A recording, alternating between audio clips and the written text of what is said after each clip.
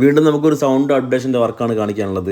ഇന്ന് നമുക്ക് പോളോയിൽ കമ്പനി സ്പീക്കറൊക്കെ അഴിച്ചു മാറിയിട്ട് നല്ല കോമ്പോണൻറ്റ് സ്പീക്കർ ഓസേൽ ബ്രാൻഡിൽ വരുന്ന കോമ്പോണൻറ്റ് സ്പീക്കറാണ് ചെയ്യാനുള്ളത്. നമ്മുടെ വയറിങ് കണ്ടോ, നമ്മുടെ ക്ലോത്തൊക്കെ ഉപയോഗിച്ചിട്ട് കറക്റ്റായിട്ടാണ് നമ്മൾ ഈ ഒരു വയറിംഗ് ഒക്കെ ചെയ്യുന്നത്. നമ്മുടെ സ്റ്റീരിയോ എന്ന് വരുന്ന ഒരു ഔട്ട്പുട്ട് ഈ ഒരു ഫിൽറ്ററിൽ വെച്ചിട്ട് ഫിൽറ്റർ ചെയ്തിട്ടാണ് നമുക്ക് ട്യൂട്ടറിലേക്കും അതുപോലെ തന്നെ സ്പീക്കറിലേക്കും വേണ്ടി കൊടുക്കുന്നത്. വണ്ടി പോളോ ആയതുകൊണ്ട് നമുക്ക് ഇതിൻ്റെ ഒരു 80% കവറിംഗ് ആണ്. ആകെയുള്ള ഒരു ഗ്യാപ്പ് എന്ന് പറഞ്ഞാൽ ഈ ഒരു ഫൈബർ പാർട്സ് വരുന്നതാണ്. ആ ഒരു ഭാഗം നമ്മൾ ഡാമ്പിംഗ് ഷീറ്റ് വെച്ചിട്ട് കറക്റ്റായിട്ട് ഡാമ്പ് ചെയ്യുന്നുണ്ട്, ഒരു വൈബ്രേഷൻ വരാത്ത രീതിയിൽ.